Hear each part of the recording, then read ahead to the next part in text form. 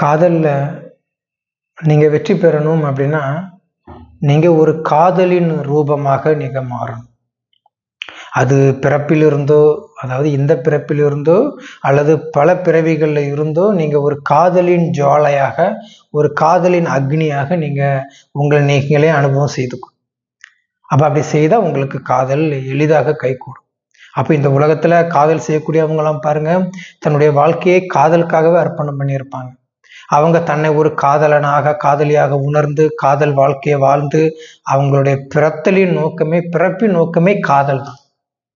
சரியா? அப்போ நீங்கள் ஒரு சூப்பரான ஜென்டில்மேன், நீங்கள் ஒரு நல்ல எஜுகேஷன் பர்சன், நீங்கள் நல்ல ஒரு டீசெண்டானவங்க, உங்களுக்கெல்லாம் காதல் அமையாது. இதுக்கு ரீசன் என்ன அப்படின்னா, நீங்கள் படைத்தலின் நோக்கம் வேறு. நீங்கள் வேற எதையோ உணர்ந்து வந்தீங்க. நீங்கள் வெரி குட் பர்சன், ஆணாக இருந்தாலும் சரி பெண்ணாக இருந்தாலும் சரி, உங்களுக்கு காதல் பண்ணி கொண்டு இருப்பது உங்களுக்கு நோக்கம் கிடையாது.